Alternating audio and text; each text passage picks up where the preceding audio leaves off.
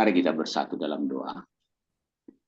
Bapa, di dalam nama Tuhan Yesus, pada malam hari ini kami mau merenungkan sebagian daripada firman-Mu, arti dan makna Pentakosta sesuai dengan agenda kerajaan-Mu di surga bagi kami di muka bumi ini sejak Pentakosta itu digenapi dalam kehidupan para murid-Mu, khususnya 120 orang yang menantikan di Yerusalem pencurahan Roh Kudus, dan bagaimana para murid-Mu, khususnya Simon Petrus, menyampaikan kebenaran firman Tuhan, melaksanakan amanat agung, dan menuai jiwa-jiwa bagi kemuliaan dan kebesaran nama-Mu.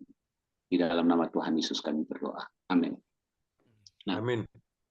Bapak Ibu yang dikasihi oleh Tuhan Yesus Kristus, setelah peristiwa Pentakosta, kurang lebih kita katakan 2000 tahun yang lalu, api Pentakosta terus bergerak, gitu ya. Nah, api Pentakosta memasuki Indonesia 1920, kira-kira seperti itu kalau menurut sejarah yang kita baca, lalu menyebar. Namun demikian, ternyata api Pentakosta itu sendiri, baik dalam aliran karismatik maupun Pentakosta, semakin hari semakin menurun, gitu ya. Sehingga kegiatan termasuk hari Pentakosta yang dirayakan minggu kemarin, gitu ya, ada yang memang meriah, ada yang biasa-biasa saja, ada yang ya sudahlah, gitu ya. Itu hanya sebuah hari perayaan, kira-kira begitu, Pentakosta, hari raya. Nah, di sisi yang lain memang ini karena banyak yang tidak memahami benar arti dan makna Pentakosta. Nah, Pentakosta itu selalu dikatakan hari yang ke-50 pencurahan Roh Kudus, is okay.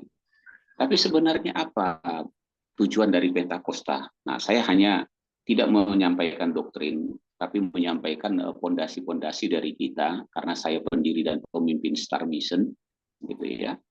Sehingga saya menyampaikan pondasi-pondasi dari Star Mission, ya, Daniel 12 ayat 3. Karena visi misi kita itu menuntun banyak orang kepada kebenaran di dalam Kristus, ya, oleh pimpinan Roh Kudus. Jadi memang berpusat kepada pertolongan dan pimpinan Roh Kudus atau api Pentakosta.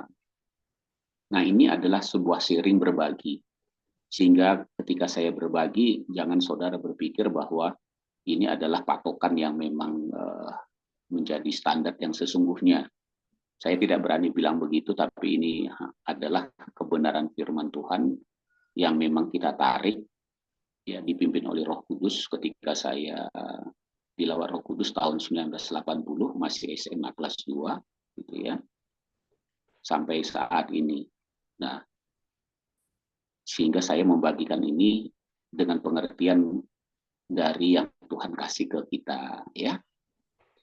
Jadi banyak artinya. Nah, apa maksud dari Pentakosta? Itu yang harus kita garis bawahi, sehingga nanti bagaimana setiap pribadi dan gereja merespon, ya, dan melakukan langkah-langkah untuk penerapannya. Nah, ada dua hal. Ya, kalau kita bilang hanya ada dua makna Pentakosta dari kita, dari Star Mission. Yang pertama itu adalah Pentakosta itu pada umumnya kita bilang dalilnya melahirkan pribadi. Ya, saya ulangi lagi. Pentakosta adalah melahirkan pribadi, melahirkan pemimpin, melahirkan penuai, ya, menurut standar kerajaan surga. Itu arti Pentakosta. Ya, saya ulangi lagi. Melahirkan pribadi, melahirkan pemimpin, dan melahirkan penuai, ya, atau pemberita kabar baik, gitu ya, menurut standar kerajaan surga, ya, yang diterapkan oleh Yesus Kristus. Nah, maka itu hanya ada dua. Satu, gitu ya, melahirkan pribadi dan pemimpin standar kerajaan surga, yaitu pribadi dan pemimpin yang mengasihi Tuhan dan sesama. Itu satu, ya, sehingga mereka bisa menjadi teladan, ya. Jadi saya ulangi lagi, yang pertama adalah melahirkan pribadi dan pemimpin standar kerajaan surga, yaitu mengasihi Tuhan dan sesama, ya. sehingga mereka menjadi teladan dimanapun mereka berada. Dari mana hal ini dikutip? Gitu ya, saya akan tampilkan ayatnya. Ya. Pertama kali Tuhan Yesus berbicara mengenai Roh Kudus, gitu ya, menurut kitab Injil Lukas, Injil Yohanes, gitu ya. Saya ulangi lagi, menurut Injil Yohanes, di dalam pasal yang ke-14,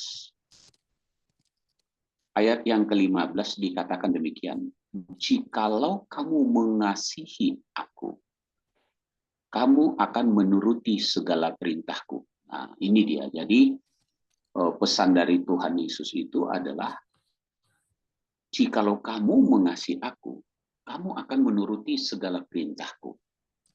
Bagaimana mungkin kira-kira begitu, ya? Kita manusia yang berdosa dan lain. Nah, ayat 16 barulah berbicara tentang Roh Kudus. Aku akan meminta kepada Bapa, dan Ia akan memberikan kepadamu seorang penolong yang lain, supaya Ia menyertai kamu selama-lamanya, yaitu Roh kebenaran. Ya. Dunia tidak dapat menerima Dia, sebab dunia tidak melihat Dia dan tidak mengenal Dia. Tetapi kamu mengenal Dia sebab Ia menyertai kamu dan akan diam di dalam kamu. Ya, jadi akan diam di dalam kamu. Ini nanti menunggu hari Pentakosta. Jadi menurut firman Tuhan ini bahwa Pentakosta itu, ya, ketika Roh Kudus dicurahkan, itu akan melahirkan pribadi dan pemimpin, ya, yang mengasihi Tuhan dan sesamanya. Kira-kira seperti itu. Ya. Jadi ketika menurut pimpinan Roh Kudus kita menyusun ini di Star Mission, kita tidak akan keliru dan berani mempertahankannya dengan baik. Kira begitu ya. Nah, mengasihi Tuhan. Sehingga ini juga bisa menjadi tolok ukur. Saya ulangi lagi, menjadi tolok ukur. Apakah benar seseorang yang sudah di dalam Kristus atau umat Kristen mengalami Pentakosta atau pencurahan Roh Kudus dalam hidupnya, maka dilihat apakah oleh karena hal itu direalisasikannya dengan mengasihi Tuhan dan sesama. Sehingga kita berani bilang, jika tidak, berarti tidak. Ya, atau dia belum mengerti. Kira-kira begitu. Nah, bahkan Yesus memberikan penjelasan lebih tajam lagi dari ayat 7. Ya, saudara bisa baca. Namun benar yang kukatakan ini adalah lebih berguna bagimu jika aku pergi. Nah, Yesus naik ke surga, nanti Roh Kudus. Sebab jika aku tidak pergi, penghibur itu tidak akan datang kepadamu, tetapi jikalau aku pergi, aku akan mengutus dia kepadamu. Nah, dan kalau ia datang, ini Pentakosta, itu, ia akan menginsafkan dunia akan dosa, kebenaran, dan penghakiman. Itu dulu, baru perhatikan di sini. Apabila ia datang, yaitu Roh kebenaran, Roh Kudus, ia akan memimpin kamu kepada seluruh kebenaran. Gitu ya. Jadi orang yang benar meyakini dia sudah menerima api Pentakosta, api Roh Kudus, maka hidupnya makin hari makin baik. Kalau tidak, di cross check ulang lagi. Karena Roh Kudus itu memimpin dan akan memuliakan. Jadi dalam hidup orang tersebut nama Tuhan dimuliakan. Nah, lalu dia akan memberitakan kepada kita apa yang dia terima. Ya, dia ajar kita, dia bimbing kita.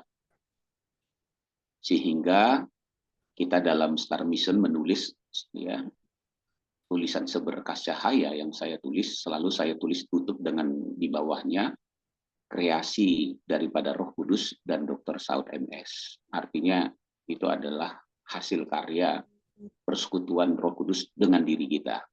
Nah, ini yang pertama, Bapak Ibu dikasih oleh Tuhan Yesus. Nah, karena oleh Roh Kudus inilah maka tergenapi Yesaya pasal yang ke-60. Nah, gitu ya. Bahwa pribadi tersebut, pemimpin tersebut menjadi terang di tengah kegelapan dunia karena kemuliaan Tuhan sudah nyata atas dia. Jadi kemuliaan Tuhan itu melalui Roh Kudus. Ya. Karena Roh Kudus adalah roh kemuliaan. Saya nggak perlu dulu cari ayatnya, ya, untuk membagikan kepada saudara. Tetapi saya perlu tekankan di sini, di dalam 2 Korintus 3 ayat 17 dan 18. Ya, Roh Kudus. Sebab Tuhan adalah roh. Di mana ada roh Allah atau Roh Kudus, di situ ada kemerdekaan. Nah, dan kita semua mencerminkan kemuliaan Tuhan dengan muka yang tak terselubung. Nah, dan karena kemuliaan itu datangnya dari Tuhan yang adalah roh, tidak tahukah kamu tubuhmu adalah bait Roh Kudus yang sudah kamu terima, kira-kira begitu ya. Maka kita diubah menjadi serupa dengan gambarnya dalam kemuliaan yang semakin besar. Amin. Ya. Jadi arti Pentakosta yang pertama itu, ya, melahirkan pribadi dan pemimpin standar kerajaan surga. Ya, ini yang harus kita ketahui supaya ketika merayakan hari Pentakosta, kita memahami apa yang diingatkan itu. Sudahkah kita menjadi pribadi yang dan pemimpin, ya, standar kerajaan surga yang mengasihi Tuhan dan sesama, ya, dapat menjadi teladan, yaitu bangkit menjadi terang. Itu yang diingatkan. Lalu apakah yang akan kita lakukan dalam doa 10 hari? Kalau misalnya yang mau melakukan 10 hari setelah kenaikan Tuhan Yesus. Ya, yang pertama tadi yang saya katakan. Bukan masalah minta pengurapan Tuhan biar bisa bahasa roh, ya bisa bernubuat, ya bisa mengusir setan, dan bukan itu. Nah, itu yang pertama kali. Nah, yang kedua, Bapak Ibu yang dikasih oleh Tuhan Yesus Kristus, ya, yang kedua, Pentakosta artinya melahirkan para pemberita kabar baik. Ya, saudara paham maksud saya?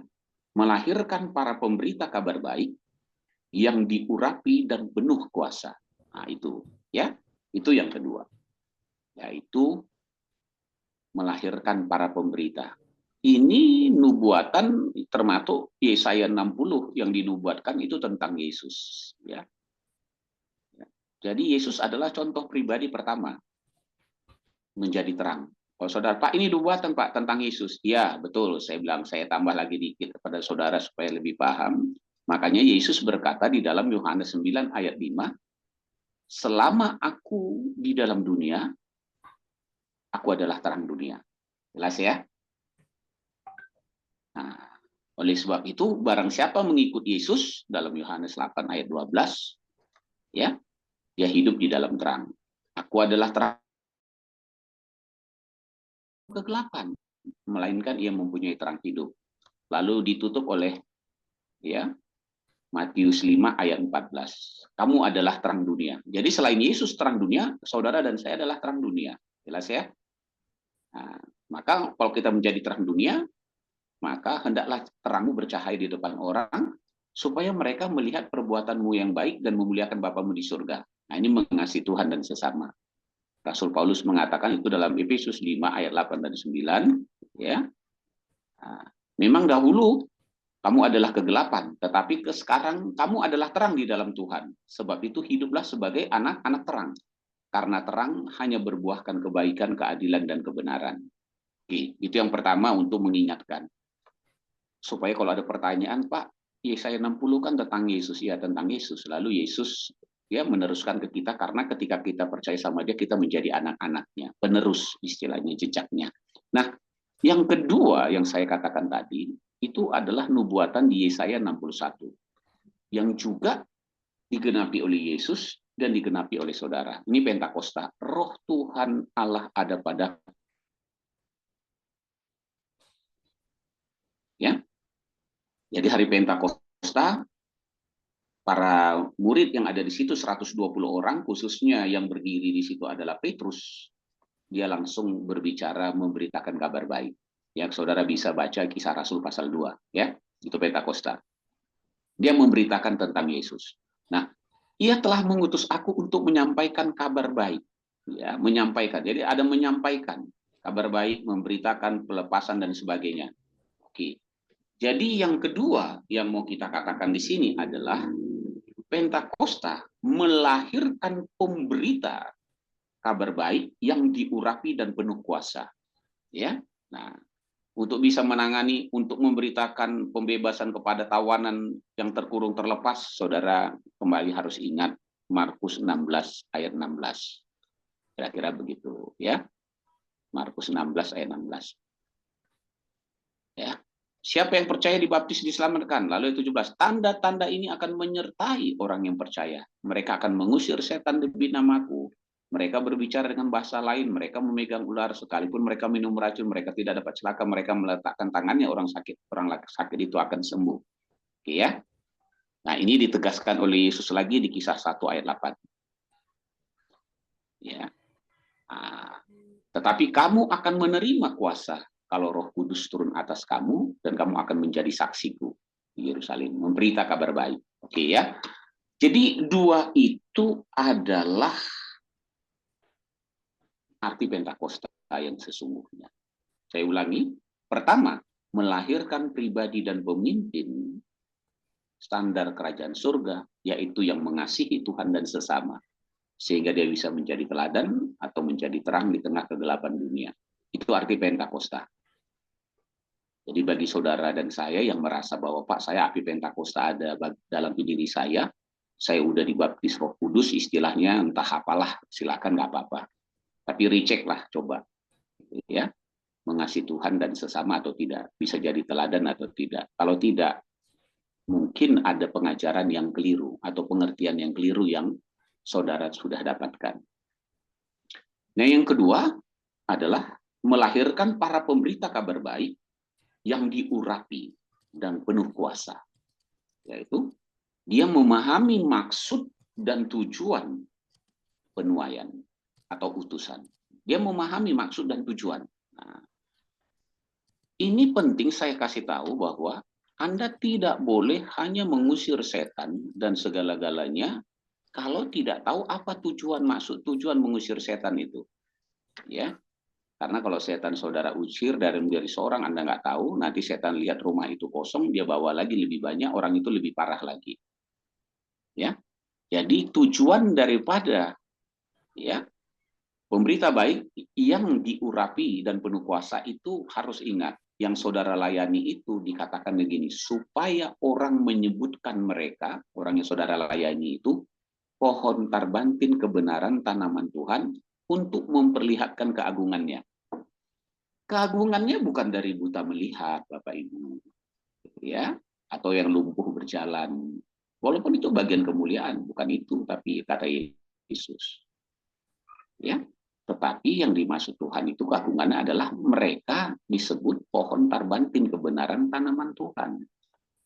Artinya, setelah mereka saudara lepaskan dari kondisi mereka, termasuk yang dilakukan Yesus, baik orang di Gedara yang mengusir setan legion, baik yang katakanlah Bartimius yang di Yeriko, baik itu seorang yang sudah 38 tahun sakit di kolam Bethesda, dan yang lain lah, orang penyakit kusta, satu orang yang kembali, dan banyak yang saudara lihat, ya, anak dari janda yang di Kain dihidupkan, dan lain sebagainya, yang semua dilakukan Yesus itu, yang Tuhan inginkan adalah supaya mereka itu menjadi tanaman Tuhan, pohon tarbantin kebenaran dan tanaman Tuhan.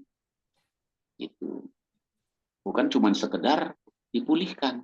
Nah, bagaimana supaya mereka menjadi pohon tarbantin kebenaran? Anda dan saya harus membantu mereka. Mereka ini adalah mereka-mereka yang saudara layani. Harus saudara bantu untuk membangun reruntuhan yang sudah berabad-abad dalam hidup mereka. Reruntuhan misalnya rumah tangga yang runtuh dan lain-lain, imannya, apalah, keuangannya. Lalu Anda akan membantu mereka mendirikan kembali yang tempat sunyi, yang harusnya tadi itu penuh dengan sukacita, ya sekarang sunyi, mendirikan kembali. Anda akan membantu mereka untuk membaharui, ya. Jadi membaharui, ya. Jelas ya di sini, ya. Ini penting saya sampaikan supaya kita mengerti benar dengan jelas bahwa tujuan pelayanan tersebut ada, gitu ya. Tujuan pelayanan tersebut diurapi itu ada. Nah, jika saudara dan saya melakukan hal itu, barulah saudara akan disebut imam Tuhan, para pelayan Tuhan, para penuai. Ya, jelas ya. Para pemberita kabar baik akan disebut. Kalau tidak, saudara nggak boleh disebut untuk itu. Nah, kira-kira seperti itu. Kita harus tegas ya tentang hal ini karena kebenaran firman Tuhan mengatakan hal seperti itu. Makanya saudara perhatikan baik-baik, walaupun saya tidak tunjuk, gitu ya. Tapi kalau saudara minta ditunjuk, boleh juga. Ya, saya senang menunjuk-nunjuk ayat yang berhubungan langsung. Ketika Tuhan memanggil Simon Petrus, gitu ya. Tuhan memanggil Simon Petrus, dia katakan, aku akan menjadikan kamu penjala manusia. Yesus berkata kepada mereka, ini Simon Petrus dan Andreas, mari ikutlah aku dan kamu akan kujadikan penjala manusia. Ya, ini penuai. Sebagian tugas dari penuai itu adalah menjala jiwa, memberitakan Injil supaya orang itu menjadi murid dan dibaptis. Itu arti penjala jiwa. Nah, apakah hanya di sini, Pak? Tidak. Ya, Yesus bilang kepada Simon Petrus dalam Yohanes 21, orang-orang yang kamu jala jiwanya nanti, kira-kira gitu ya, orang-orang yang kamu jala jiwanya nanti, dia kata gini, sesudah sarapan Yesus berkata kepada Simon Petrus, Simon anak Yohanes, apakah engkau mengasihi aku lebih daripada mereka ini?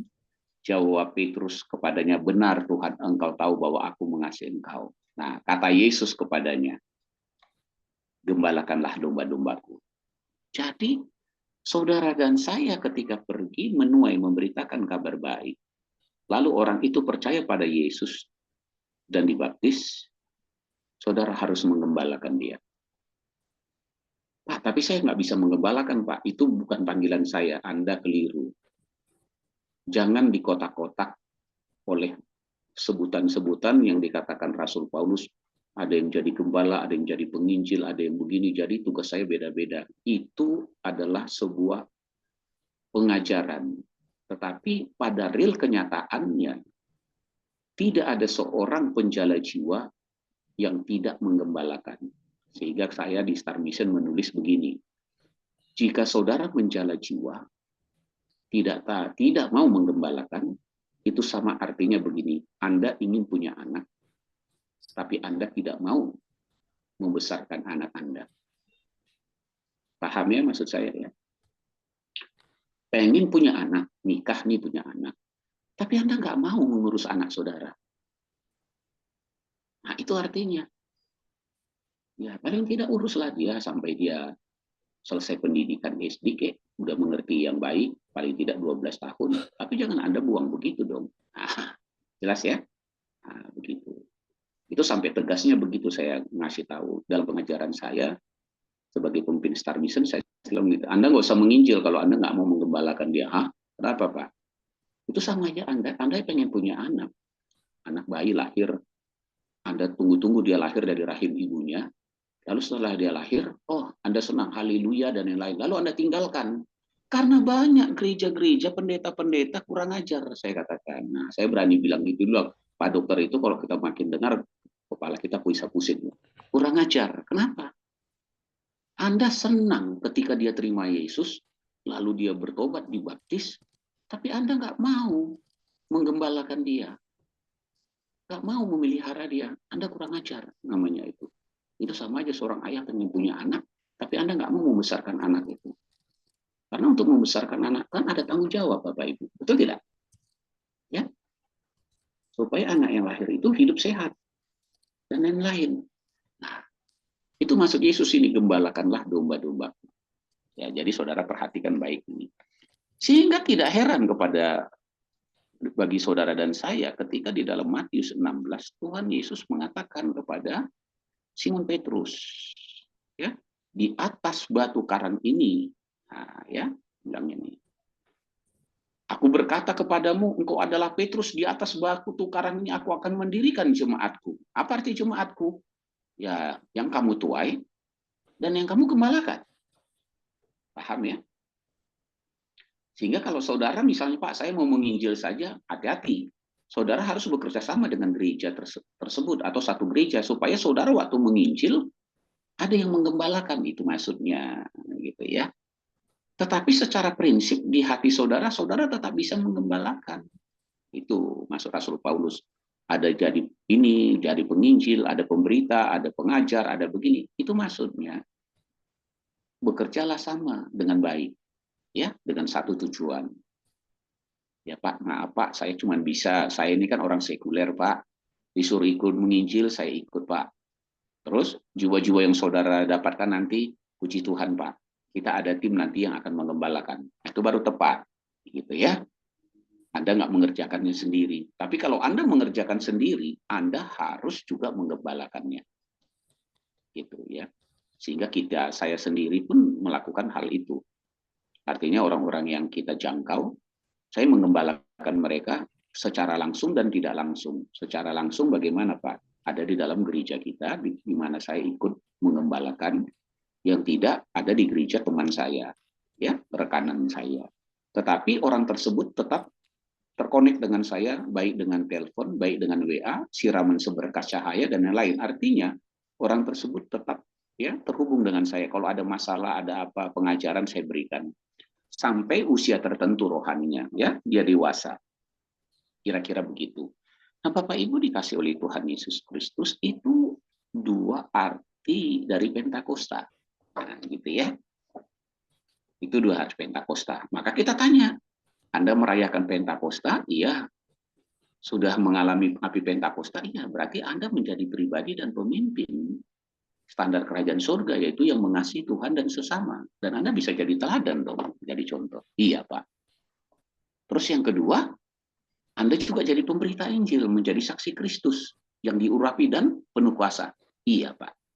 Berarti Anda mengerti maksud dari tujuan menjadi pemberita Injil, orang yang diutus. Saya mengerti, Pak, supaya mereka menjadi pohon tarbantin kebenaran dan tanaman Tuhan untuk memperlihatkan keagungannya. Bagus kalau begitu. Nah, kita bilang begitu, ya. Ini hanya dua ini kalau dari kami, Bapak Ibu. Nah, pertanyaannya seperti ini. Mana yang paling utama dari tujuan ini? Saya bilang dua-duanya itu sama utamanya. Tapi urutannya yang mana, Pak? Urutannya tetap yang pertama. Ya. Jadi Pentakosta itu tujuan utamanya adalah untuk melahirkan pemimpin yang mengasihi Tuhan dan sesama. Baru yang diurapi. Dari mana Bapak tahu? Saya tahunya dari Matius 7, Bapak Ibu. Ya. Matius 7 ayat 21-23 ayat yang paling populer. Anda juga sudah tahu. Dikatakan bukan setiap orang yang berseru kepadaku Tuhan, Tuhan akan masuk kerajaan surga, melainkan dia yang melakukan kehendak Bapakku. Kehendak Bapa yang mana? Dilahirkan kembali, mengasihi Tuhan dan sesama. Itu. Makanya di ayat yang kedua, dia bagian yang kedua. Pada hari terakhir akan banyak orang akan berseru, Tuhan, Tuhan, bukankah kami bernubuat? Nah, ini ya. Katakanlah dia seorang pemberita kabar baik yang diurapi. Nah, itu yang saya bilang yang kedua tadi, ya. Diurapi penuh kuasa. Mengadakan mujizat namamu juga. Tapi Yesus bilang begini, pada waktu itulah aku akan berseru kepada mereka dan berkata, aku tidak pernah mengenal kamu. Yang mana yang mengenal kamu? Yang lebih mengutamakan karunia urapan dan lain-lain, kuasa. Enyahlah daripadaku, hai kamu sekalian pembuat kejahatan. Kenapa? Dibilang enyah, karena dia membuat kejahatan. Artinya, yang pertama tidak terrealisasi dalam hidupnya. Gitu ya. Dia tidak mengasihi Tuhan dan sesama. Banyak Bapak Ibu, saya dari tahun 80 sampai sekarang ini, banyak saya bertemu dengan begitu. Melayani, musir setan, ya, tapi nipu jemaat, nipu sesama rekan pendeta, ya, perselingkuhan, ya, dan lain-lain. Bahkan ada yang dia melayani ternyata dia lesbian, ya, homoseks, itu pendeta Bapak Ibu. Ya. Pelayanannya musir setan dan lain-lain. Nah, Tuhan bilang lihat dari buahnya, gitu ya. Makanya Tuhan bilang itu dari buahnya dia lihat. Pembuat kejahatan. Karena apa? Itu Pentakosta itu yang pertama melahirkan pribadi dan pemimpin standar kerajaan surga yang mengasihi Tuhan dan sesama yang bisa diteladani. Baru yang kedua, ya, melahirkan pemberita kabar baik yang diurapi dan penuh kuasa. Yesaya 4:60 dulu, baru Yesaya 61. Kalau dilompat-lompat nggak apa-apa. Pak, mohon maaf Pak, saya 61 dulu Pak. Saya diurapi Tuhan dulu, saya mengusir setan, menjadi pengkhotbah dan lain-lain, tapi kelakuan saya masih brengsek Pak, misalnya. Nggak apa-apa kalau Anda sadar. Kalau gitu kekurangan Anda adalah mengasihi Tuhan. Bertobatlah, itu caranya. Kalau Anda nggak bertobat, nanti Tuhan bilang, aku tidak kenal kamu. Karena kamu nggak mau bertobat. Jadi pembuat kejahatan ini bahasanya gini Bapak Ibu ya, kalau saya ganti bahasa Indonesia, ya enyahlah daripadaku kamu sekalian yang tidak mau bertobat di dalam Kristus, di dalamku. Ah, itu dia maksudnya. Pembuat kejahatan ini kan berarti dia melanggar firman Tuhan. Ya, pembuat kejahatan berarti dia tidak mau bertobat. Ya. Itu dua arti Pentakosta. Ya. Saya udah pelan-pelan membawanya, mudah-mudahan Bapak Ibu menyimaknya dulu. Oh, arti Pentakosta itu ya. Apakah ada keliru di situ? Tentu saja tidak ya. Nah, sekarang kita lihat Bapak Ibu dengan baik di sini ya. Kita lihat tokoh yang dibentuk oleh Tuhan Yesus yang namanya Simon Petrus ya. Simon Petrus, saya untuk menyingkat ya. Saya tidak dulu menampilkan ayat-ayatnya supaya Bapak Ibu mulai terbiasa dulu. Ya, karena tokoh Simon Petrus ini sudah sangat kita kenal dengan baik. Tadi sudah saya tampilkan Simon Petrus itu dipanggil Tuhan dalam Matius tadi ya, Matius 4, menjadi penjala manusia. Lalu dia meninggal terpanggil. Jadi ada yang dipanggil tapi ada yang tidak mau terpanggil. Dia dipanggil. Gitu ya. Lalu dia tinggalkan semua jalannya dan mengikut Yesus. Itu berarti dia terpanggil. Itu dalam Matius 4 juga ayat 20. Yang kedua, yang ketiga, dia belajar untuk dibekali pengetahuan ya, melalui keteladanan Yesus. Kan dipanggil nih. Dia dibekali. Nah, jadi proses pemuritan yang pertama sekali adalah para murid, yaitu termasuk Petrus, dibekali pengetahuan oleh Yesus yang memang sepenuhnya dapat diteladani. Jadi kalau saudara dan saya dimuridkan oleh orang yang nggak bisa diteladani, itu salah saudara sendiri. Ya, jadi saya perhatikan baik-baik di sini. Bukan masalah saudara dan saya ikut pemuritan, tapi pemuridnya itu dapat diteladani nggak? Nah, gereja-gereja saudara tahu banyak pemurid ya hanya memakai bahan buku 1, buku 2, 3, udah selesai, lulus, lalu dia nanti bisa memuridkan. Mau kelakuannya bagaimana dan lain-lain, asa bodoh. Yang penting dia udah dapat sertifikat. Saya sudah lulus. Nah, karena udah lulus ikut pemuritan itu, dibilang gereja misalnya ini baru bisa naik ke mimbar pelayanan ini atau jadi aser, jadi ini, jadi petugas pelayan pekerjaan Tuhan. Nah, gampang-gampangin gitulah, ya. Nggak pernah diharapkan adanya buah-buah pertobatan terlihat. Nah, jadi Yesus mengajar mereka. Ya, saudara tahu 3,5 tahun lamanya, ya Yesus mengajar. Nah, yang keempat dalam perjalanan para murid, termasuk Simon Petrus yang mewakili kita aja sini, dia dilatih.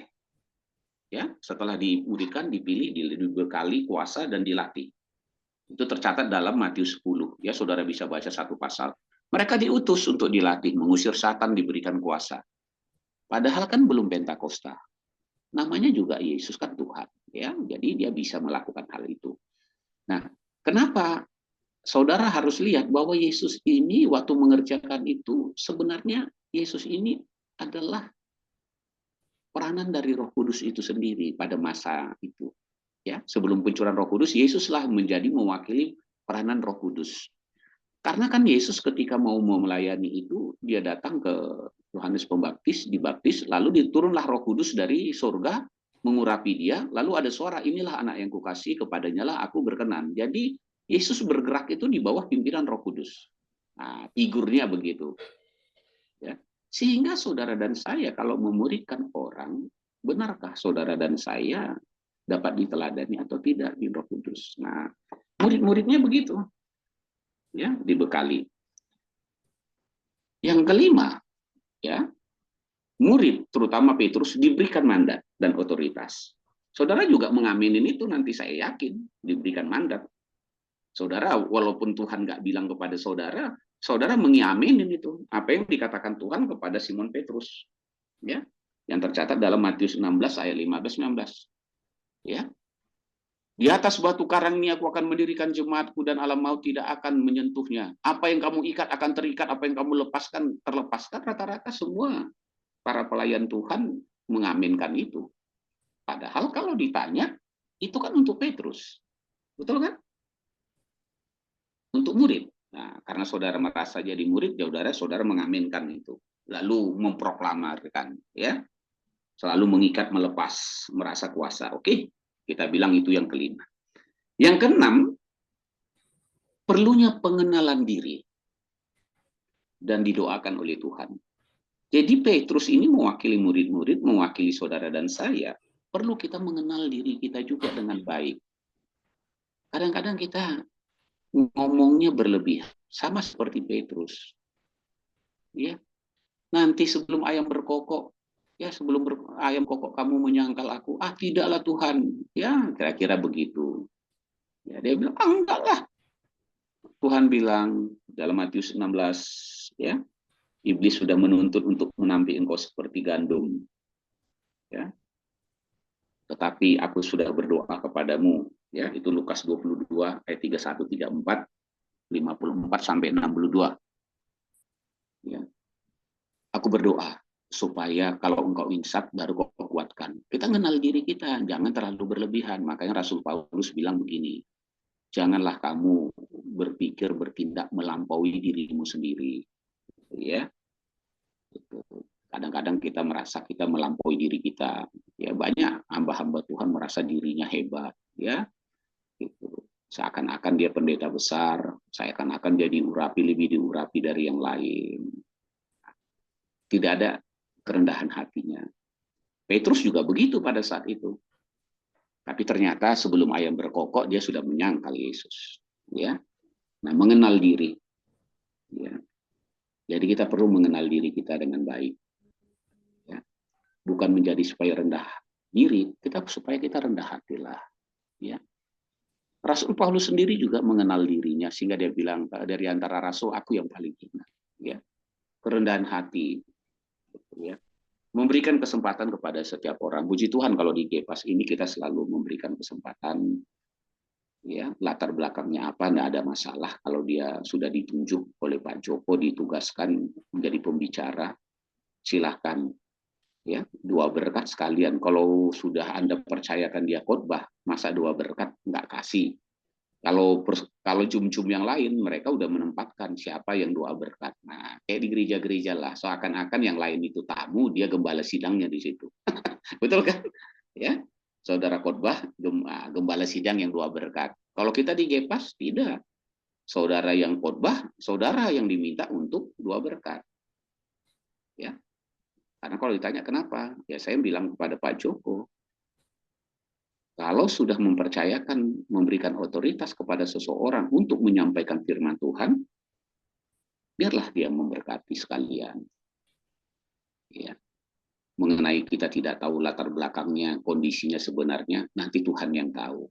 Kalau dia baik, haleluya. Kalau ada yang kurang baik, biar Tuhan memimpin dia menjadi lebih baik kalau di Gepas.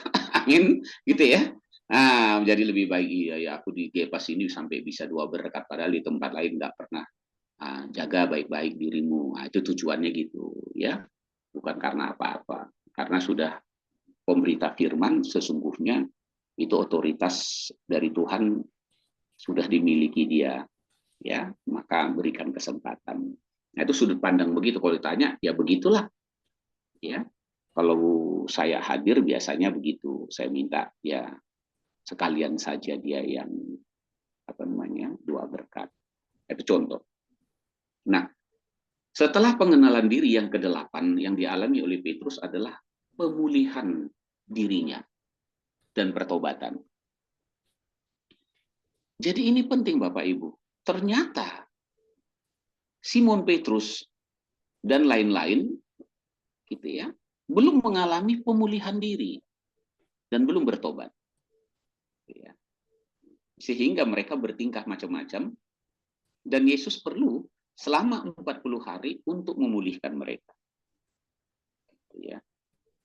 Nah, pemulihan itu dialami Petrus yang tadi saya baca dalam Yohanes 21, apakah engkau mengasihi aku?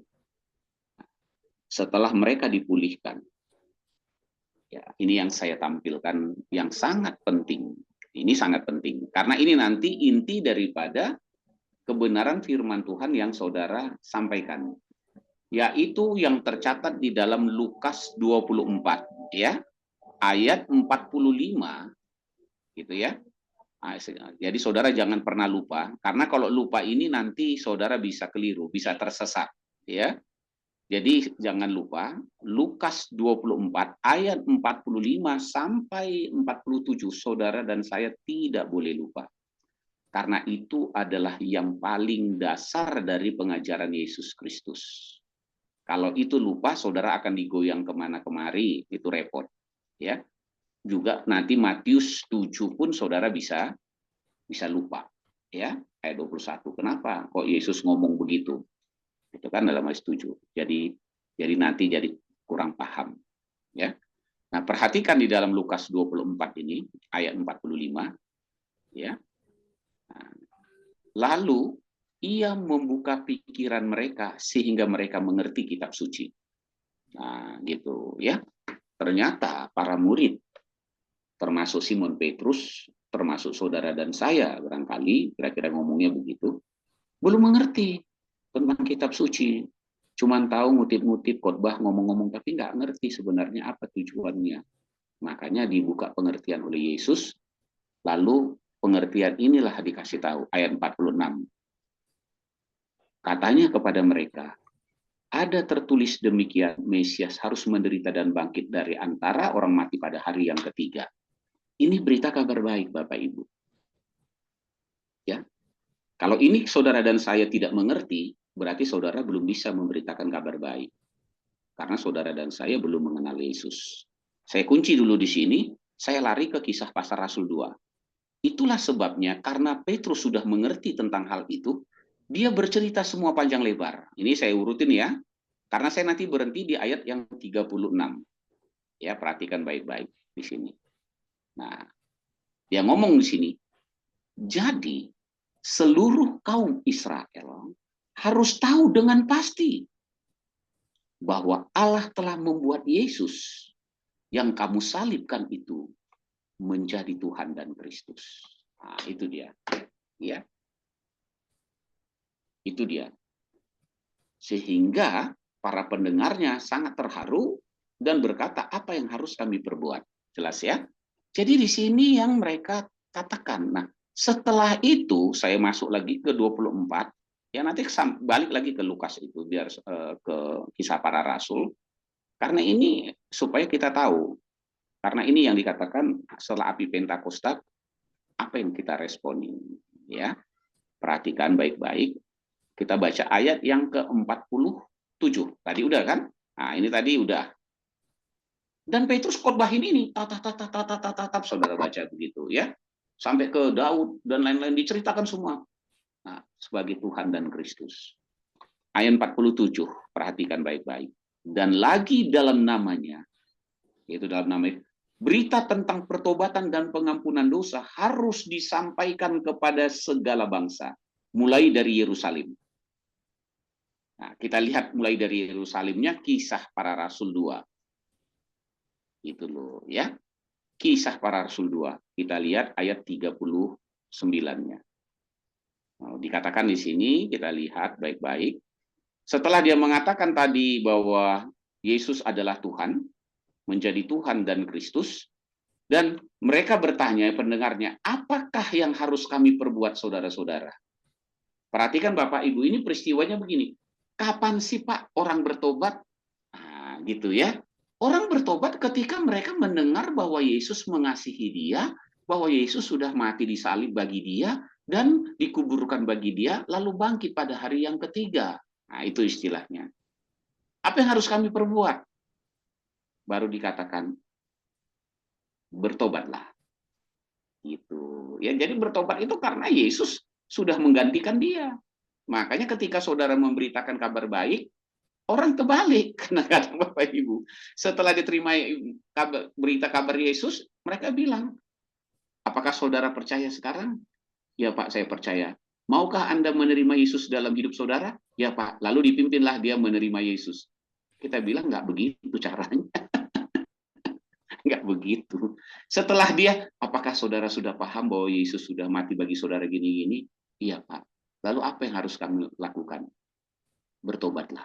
Nah, begitu. Oh, bertobatlah.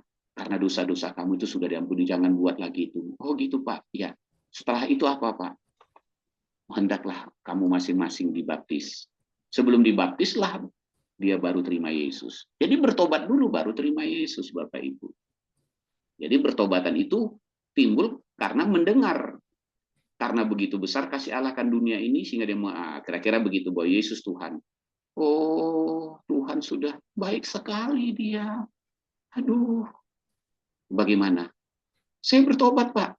Saya ini. Nah, maukah engkau terima? Nah, ya saya terima. Jadi antara pertobatan dan menerima itu harus laras. Baru dia dibaptis. Untuk inilah pengampunan dosa baru. Jadi jangan dibalik-balik, Bapak Ibu. Jadi pengampunan dosa itu sebenarnya terjadi ketika seseorang itu bertobat dan dibaptis. Dibaptis itu artinya apa? Nanti saudara bisa baca dalam Roma 6 ya. Bukan masalah Anda dibaptis di gereja, baptis selam atau baptis ini, saya nggak ada urusannya di situ. Tetapi inilah berita yang disampaikan. Oke ya. Jelas ya di sini dulu ya. Jadi mereka itu menerima Yesus. Nah, Petrus juga begitu. Kapan dia Pak mengaku Yesus? Setelah 40 hari. Jadi perhatikan Bapak Ibu, ketika mereka ada di loteng itu, saya biarkan dulu ya. Mereka ada di loteng, jadi Yesus naik selama 10 hari. Fokus mereka itu adalah pengenalan Tuhan, penyesalan diri dan lain-lain. Oh Tuhan, ternyata kami nggak mengerti. Ternyata Engkau mati untuk ini Tuhan, ampuni saya mau bertobat. Saya ingin hidup berkenan kepada Tuhan. Orang doa 10 hari, mari Roh Kudus masuk, mari Roh Kudus urapi saya. Wah, nanti biar besar bahasa roh. Nah, malah saya pernah ketemu lagi dalam satu ibadah. Saudara yang belum dibaptis roh, mau mari. Gampang 5 menit saja bisa dibaptis oleh roh. Ya, sekarang mari memuji menyembah. Jangan ngomong lagi bahasa Indonesia, tapi ngomong aja pokoknya jangan bahasa Indonesia, entah bahasa apa aja Anda ngomong. Lalu biar ada bahasa lain. Ini aneh. Emang bahasa lain itu apa? Ya, misalnya Anda nggak boleh Indonesia, misalnya Indonesia, ya Tuhan terpujilah namamu, katakanlah jadinya gini, tralala, trilili, tralalala, trilili, tralala, trilili, wah nanti lama-lama akhirnya itu bahasa rohnya. Padahal itu adalah irama musik di dunia fantasi kalau saudara naik perahu, ya, masuk ke dalam-dalam, pasti dengar tralala, tralili, nah itu. Jadi banyak orang ternyata mengira baptisan Roh Kudus itu karena ditandai dengan bahasa-bahasa yang baru, mereka membuat bahasanya sendiri, padahal belum dibaptis, gitu loh, oleh Roh Kudus. Sayang sekali, karena pengalaman saya waktu dibaptis Roh Kudus sesuai dengan terjadi yang dalam Kisah Para Rasul. Ditumpangkan tangan, setelah saya membaca tentang siapa Roh Kudus dan Yesus, lalu ya lawatan Roh Kudus datang dalam diri saya dan bahasa itu keluar sendiri. Itu tahun 80 bulan Agustus minggu pertama. Minggu kedua saya mengambil keputusan ikut baptisan selam. Minggu ketiga di bulan Agustus saya sudah berdiri di mimbar sebagai pembicara sampai saat ini. Kalau ditanya, itulah tanda bahwa saya dibaptis Roh Kudus dengan benar. Gitu. Karena ada tanda-tanda yang menyertai. Ada kasih karunia yang mengikuti, gitu ya. Ada buah-buah roh yang mengikuti dan tidak pernah hilang dan terus diperbaharui dari hari ke hari. Nah, Bapak Ibu dikasih oleh Tuhan Yesus Kristus, begitu banyaknya aneh ya orang-orang yang juga percaya tentang Roh Kudus supaya berbahasa, seolah-olah bahasa itu sebagai tanda dibaptis, lalu keluarlah bahasa-bahasa sendiri, didustai, ya. Lalu setelah bahasa-bahasa itu, nggak heran kita ketika ada terjadi keributan sedikit, kakinya dipijak, bahasa daging pun keluar, ya kebun binatang semua dikeluar. Lah Bapak tadi kan bahasa roh Pak, menyembah bla bla bla bla bla.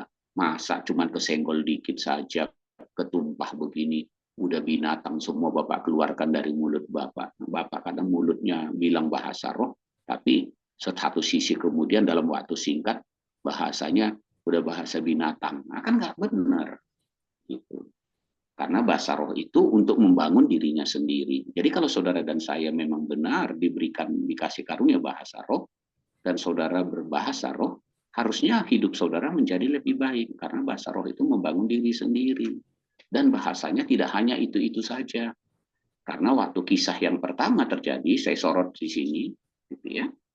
Di sini jelas kan, di kisah para rasul 2. Bahasa mereka kan bilang gini, bagaimana mungkin kita masing-masing mendengar mereka berkata-kata dalam bahasa kita sendiri.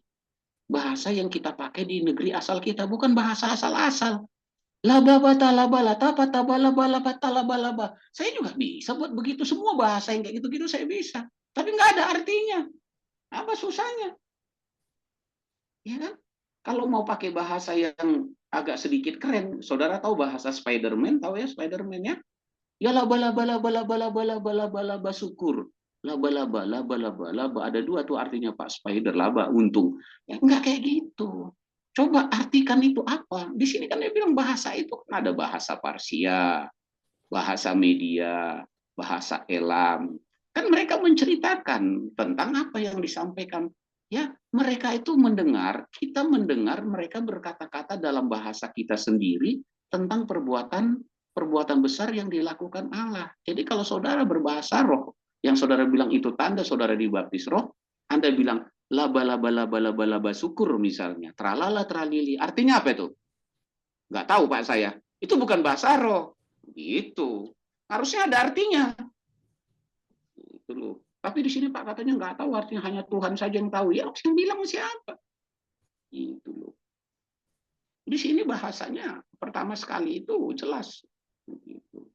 Mungkin Anda diberikan bahasa rohnya bahasa Inggris karena Anda orang Batak, bisa tiba-tiba Pak Andre dilawat Tuhan pakai bahasa Sunda dia.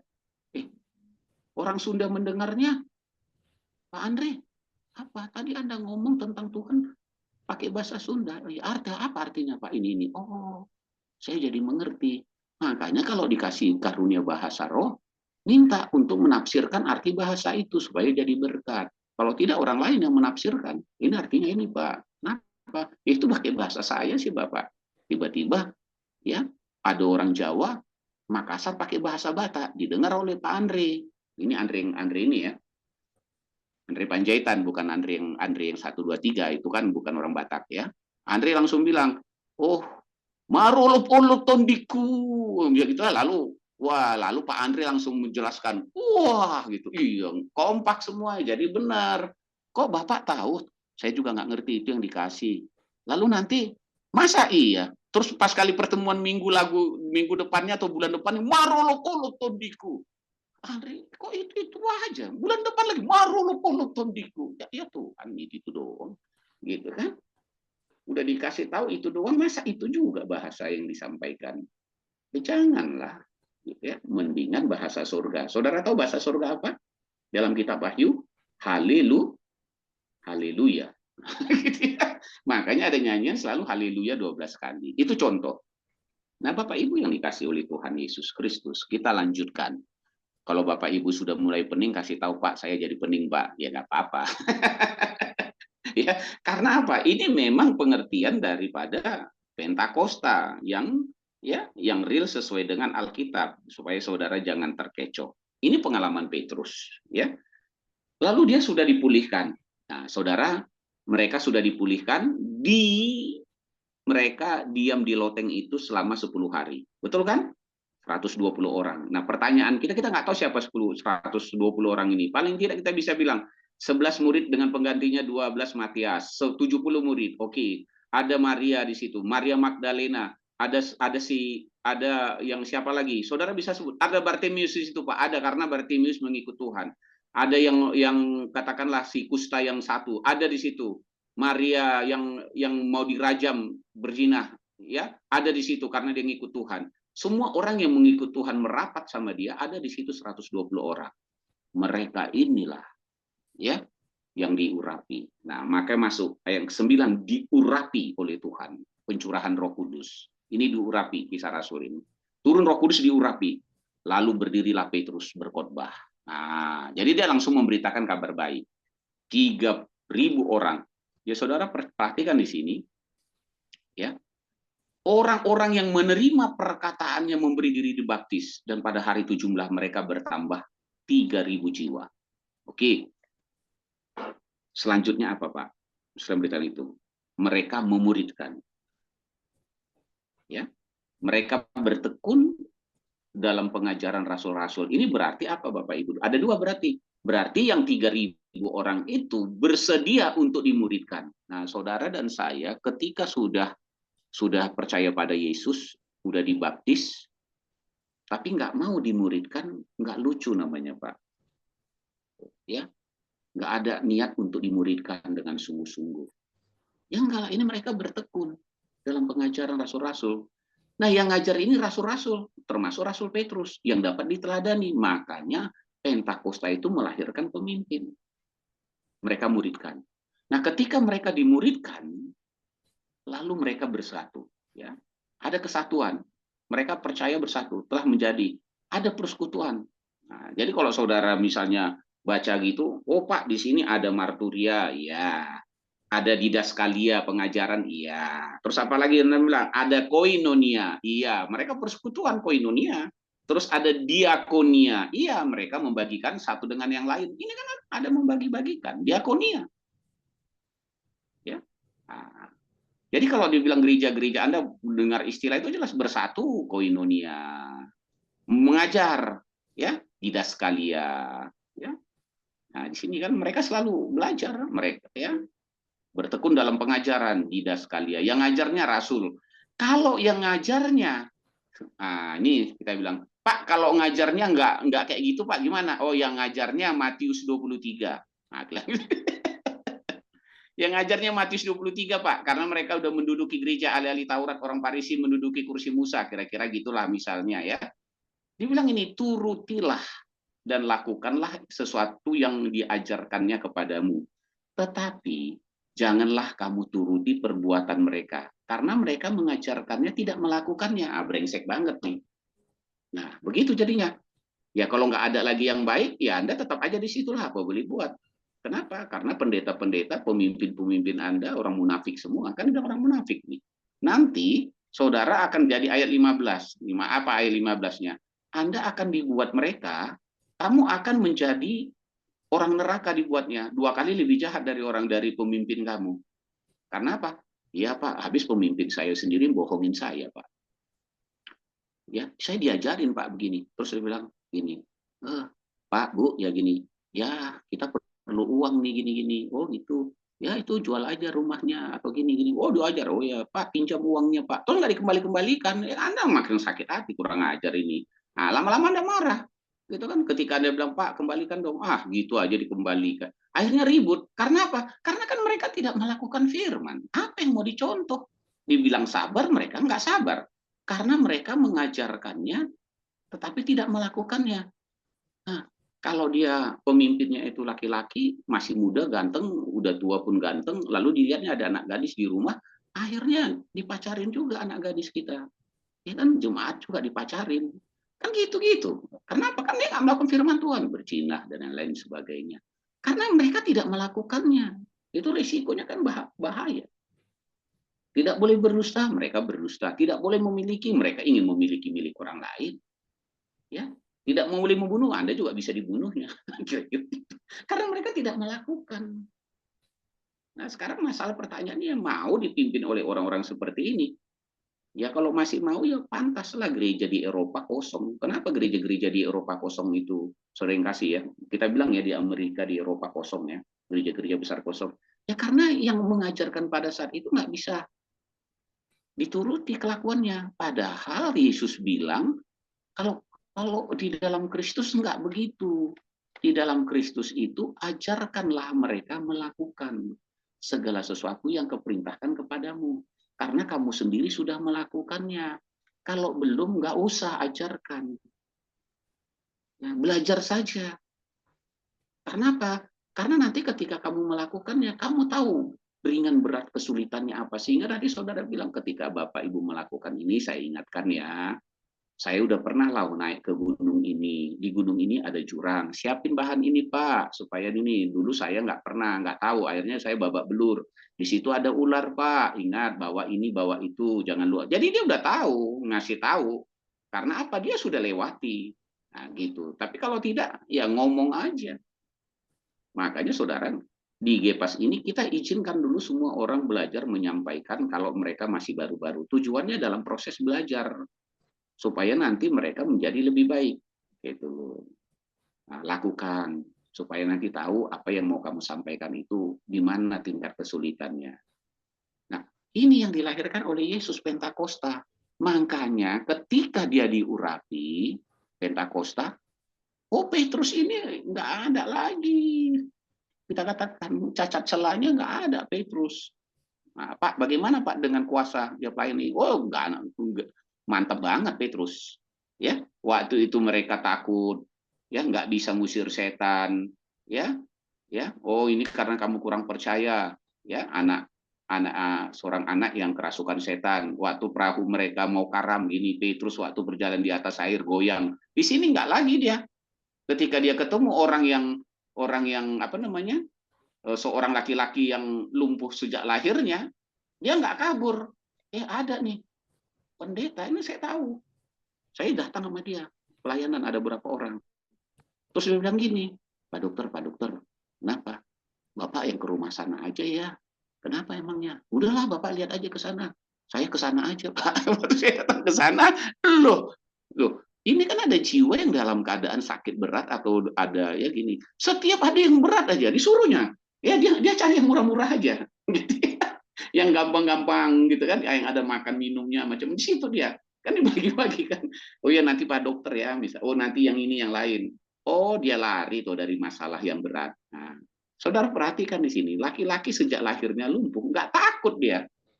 Ya, Petrus bilang begini. Nah, bahkan dia bilang gini, ya lihatlah kepada kami. Nah, lihat, ini mantap sekali.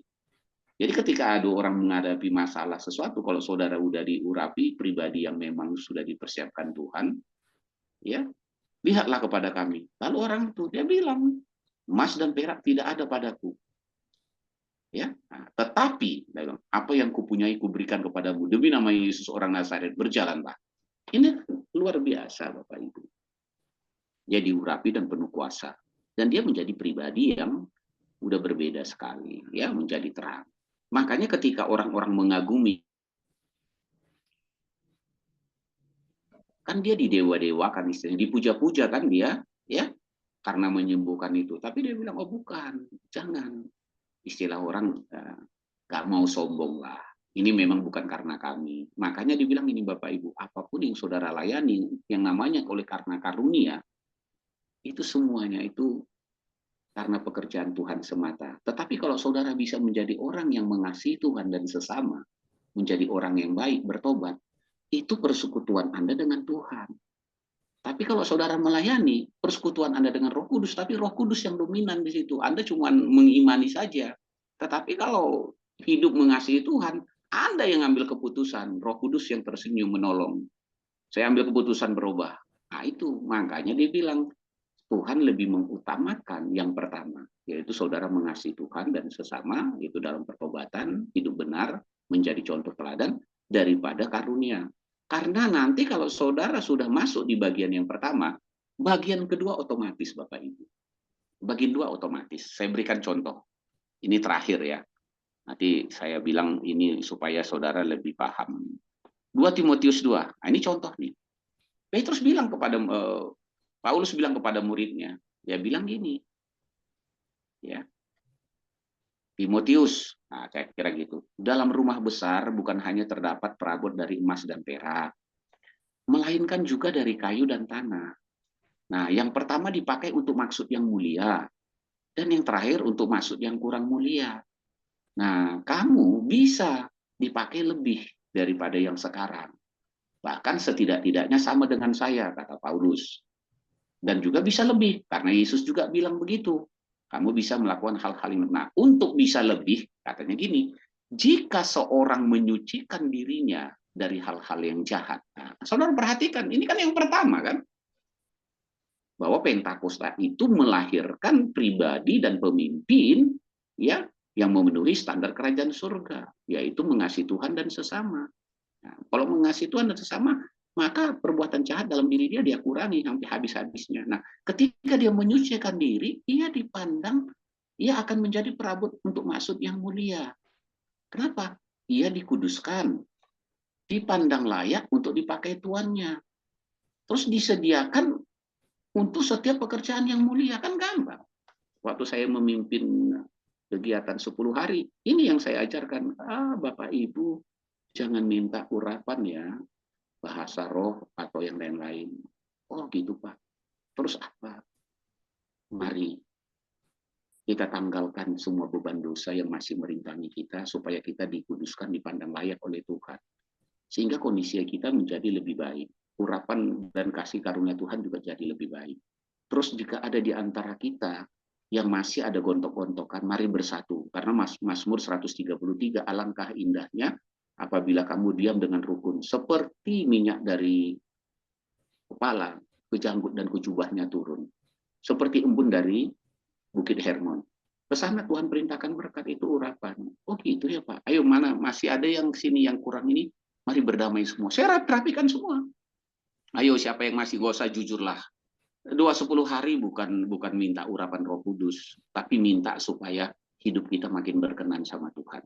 Urapan mengalir otomatis. Wah mereka beres. Begitu juga waktu saya di Sumatera beres. Udah selesai semua, ya baru saya bawa nyanyi. Ya, ku masuk ruang maha kudus dengan darah anak domba.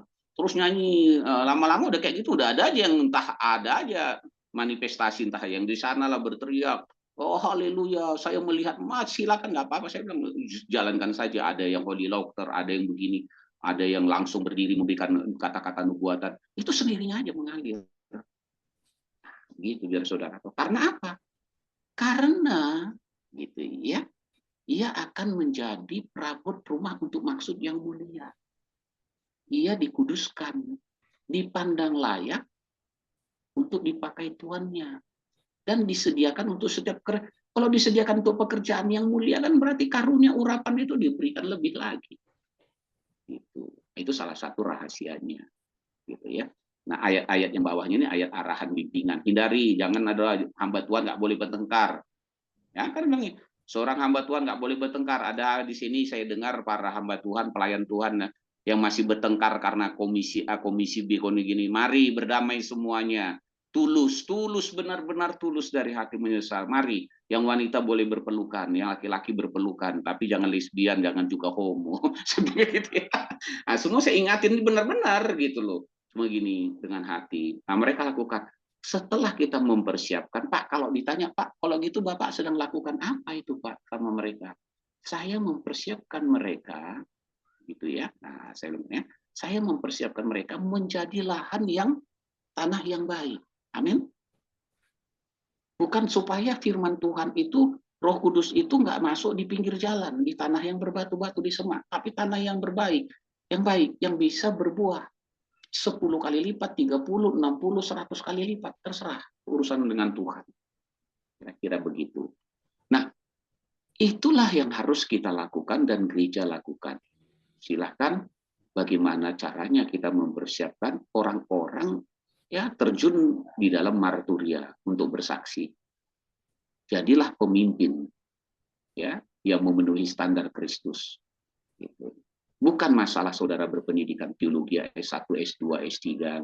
Itu malah nanti menampar diri kita sendiri. Saya banyak ketemu dengan teman-teman ya, yang udah sampai S3 sekalipun merasa malu juga. Aduh Pak Dokter, saya malu Pak.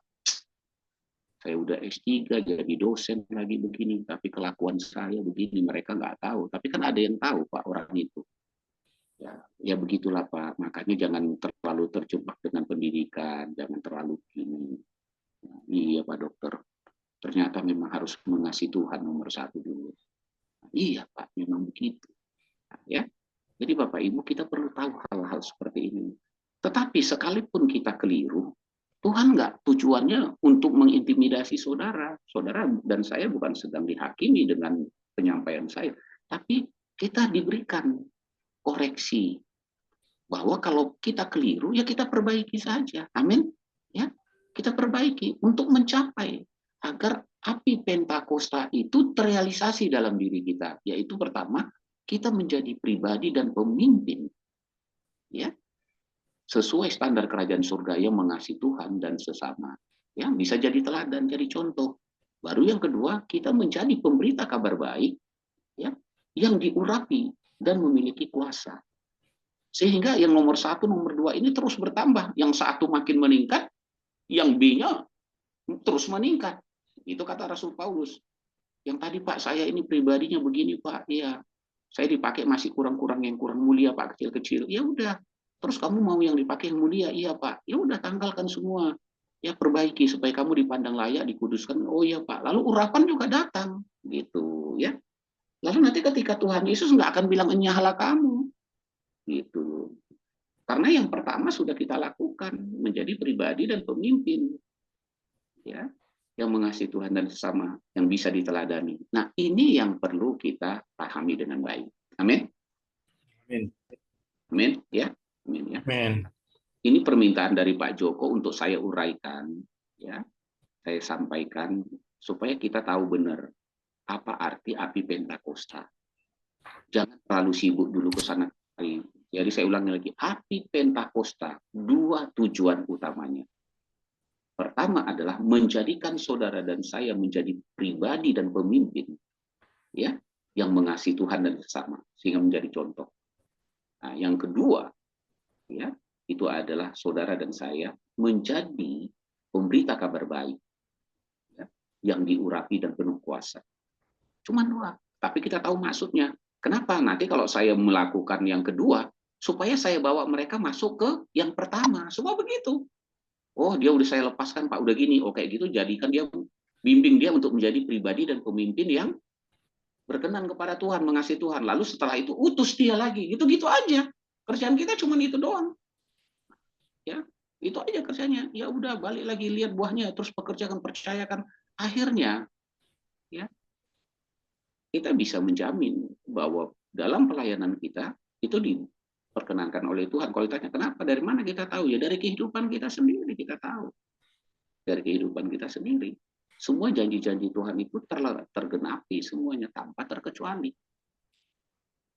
Ya, kalau sakit nggak pernah saya sakit terkapar masalah keuangan, keuangan masuk.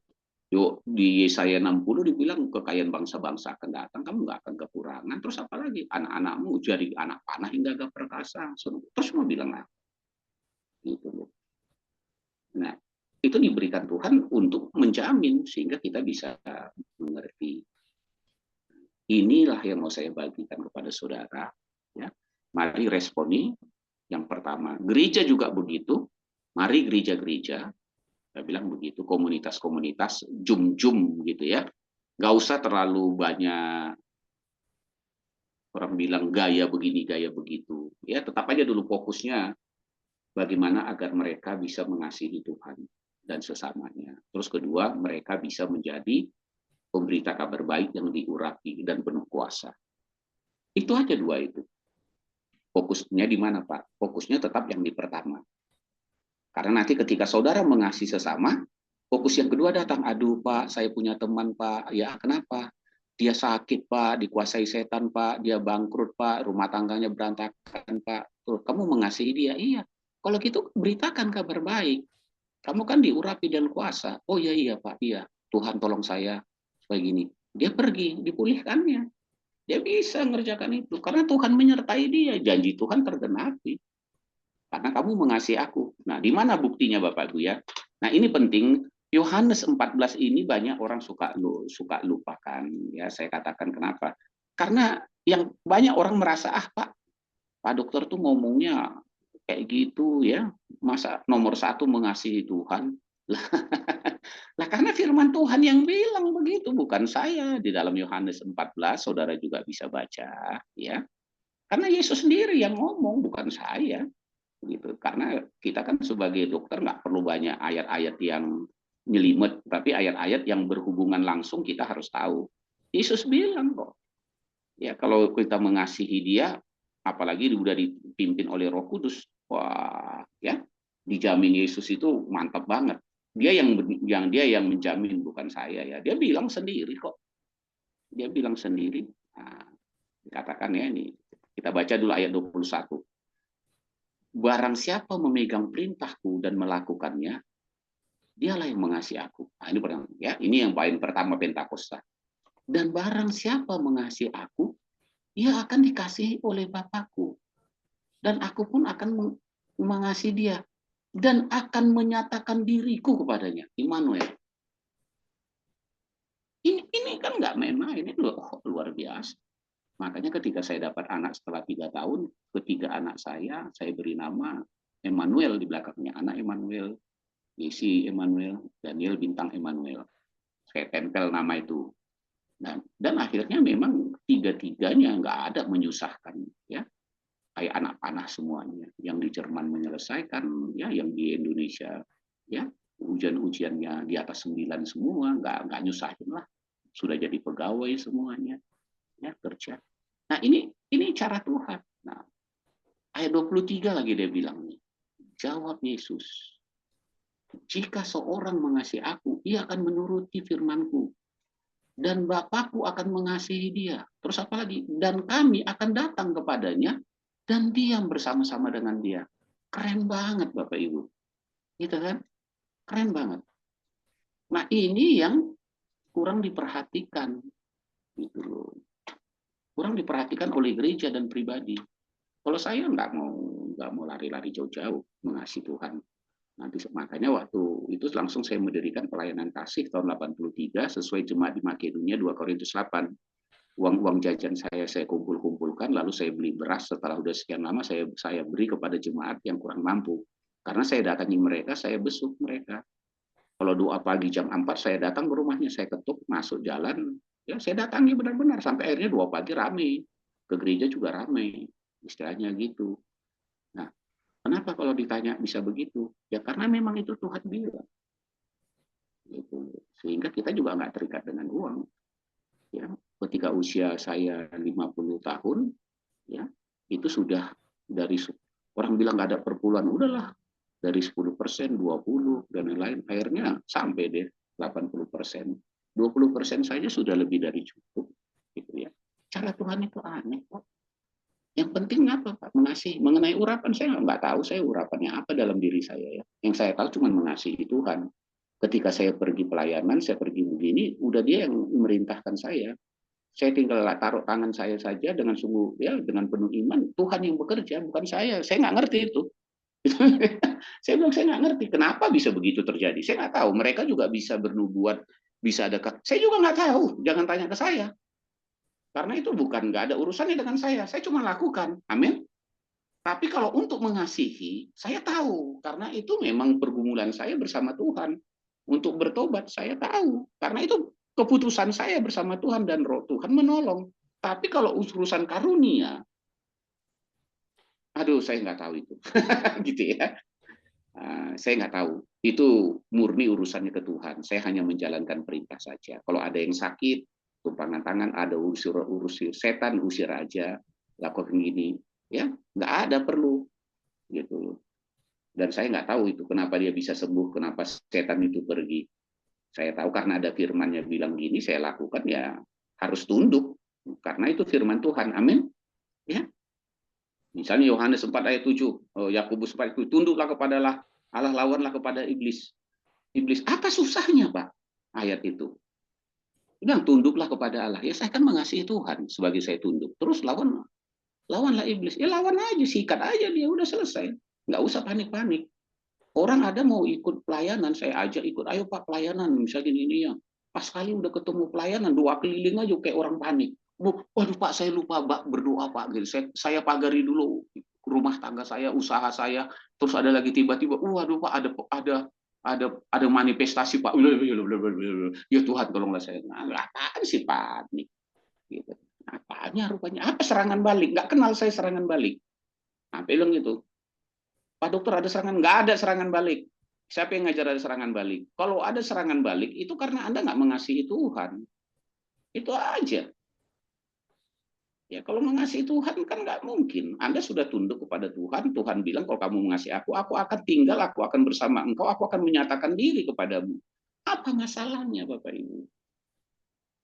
Sehingga kita tetap dengan tenang, manis, melayani hidup, menjalani sehat sejahtera, banyak persoalan senyum-senyum. Betul kan? Nah, di ruang doa kayak saya ini ada gambar Yesus seperti ini, sebesar begini. Marilah kepada Tuhan kamu. Karena saya tahu banyak masalah, serahkan aja ke Tuhan. Tuhan ini masalahnya, itu urusan Tuhan, bukan urusan saya. Gitu ya. Nah, kalau Tuhan bilang kasih nanti jalan keluar, saya kasih jalan keluarnya, udah selesai. Nah, jadi nggak perlu pusing-pusing pikiran kita. Bersama Tuhan kok pusing. Amin. Amin. Nah, itu jadi saudara, ini yang mau saya sampaikan. Ya, lakukanlah, alamilah yang kedua hal itu. Lalu jika gereja, tolong gerejanya pelayanannya diperbaiki. Bahwa sudah selesai Pentakosta, lihat apakah terrealisasi mereka menjadi pribadi dan pemimpin yang mengasihi Tuhan.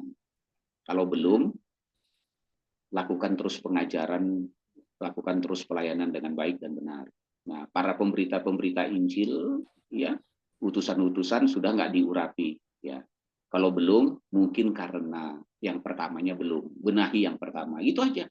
Kalau pelayanan di sana cuma capek-capek, untuk apa sih Bapak Ibu? Capek-capek ke sana, cuma dapat amplop seupil, saya bilang kayak gitu. Untuk apa? Ya, mendapatkan nama baik. Apa yang ada apa rupanya? Disebut hebat. Kan nggak ada itu artinya sama sekali. Amin. Makanya ketika murid-muridnya itu kembali yang 70, wah Tuhan setan tuh, jangan kamu berbahagia, berbahagialah karena namamu tercatat dalam kitab kehidupan. Itu yang bukan karena itu. Gitu loh. Nah, di sini kita perlu paham ya. Saya bawa agak lama karena ini memang termasuk bincang-bincang yang ingin saya sampaikan dulu dasar-dasarnya, ya. Supaya apa sih yang kita lakukan? Sudah Pentakosta, ya. Mungkin saudara sudah ikut banyak kegiatan-kegiatan yang apapun namanya oleh gereja-gereja, persekutuan-persekutuan, silakan. Lihat apakah maksud tujuan dua Pentakosta ini terrealisasi tidak. Kalau punya waktu. Amin. Kita kita tinggal datang ke Tuhan. Tuhan, kelihatannya keliru. Saya ingin mengasihi Engkau. Mari Roh Kudus, insapkan saya, ajarkan saya, pimpin saya kepada kebenaran. Ini masih ada kekurangan saya, Tuhan. Ya, kalau ketika kita mau tunduk kepada Tuhan, mengasihi Tuhan dan sesama, itu urapan itu datang dengan sendirinya, Bapak Ibu. Mau kemana Tuhan utus, mau tiba-tiba kita ketemu orang yang dalam begini, selalu ada jalan keluar. Bahkan sampai urusan uang pun selalu ada jalan keluar. Tuhan kasih. Sampai begitu-begitu. Nggak ada jalan keluar. Karena kalau Tuhan percayakan kita kan berarti kan mereka kan yang menyelesaikan, mereka kan Tuhan, bukan kita. Tuhan saja yang mempercayakannya untuk kita. Tapi jalan keluarnya sudah Tuhan berikan. Amin. Sudah dijamin. Sudah dijamin Bapak Ibu. Sama kayak kita kalau kita dari dinas kesehatan diutus. Itu semua udah disiapkan. Mau transport, uang kantong, uang ini, sampai ke sana. Semuanya tinggal keilmuan kita, kecakapan kita, kemampuan kita yang kita buktikan dalam pekerjaan itu. Semua Tuhan sudah jamin. Gitu. Oke, saya rasa itu kita bersatu dalam doa. Ya. Bapak, dalam nama Tuhan Yesus kami telah banyak berbincang, menyampaikan khususnya hamba-Mu, menyampaikan isi hati Tuhan mengenai arti Pentakosta. Biarlah api Pentakosta itu bukan saja menyala, bahkan terus menyala sebagaikan kota yang terletak di atas gunung, yang tidak mungkin tersembunyi, sehingga orang melihat perbuatan-perbuatan kami yang baik dan memuliakan Bapa di surga. Bukan saja perbuatan-perbuatan membantu, menolong, melayani, tetapi bahkan dalam pengutusan-pengutusan yang Tuhan percayakan, orang sakit, orang buta, orang masalah, segala masalah, sesuai dengan kasih karuniamu ketika Tuhan percayakan itu kepada kami, tidak ada satupun yang tidak terselesaikan, karena kami tahu Tuhan sendiri yang bekerja kepada kami. Kami hanya menjalankan apa yang Tuhan percayakan, sehingga ketika mereka dipulihkan, dalam kondisi mereka. Kami membimbing mereka agar mereka mengenal Tuhan, sehingga mereka menjadi pribadi dan pemimpin yang mengasihi Tuhan dalam hidup pribadi mereka, dalam pekerjaan mereka, dimanapun mereka berada. Sehingga pada akhirnya mereka pun akan diutus untuk menjangkau jiwa-jiwa. Seperti apa yang mereka alami, mereka tularkan kepada yang lain. Dalam nama Tuhan Yesus kami berdoa. Amin.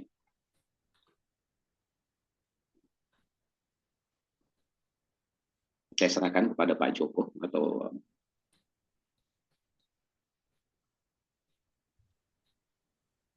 ya, Pak Andri kalau nggak ada, silakan kita langsung ke doa syafaat Ibu Rustin.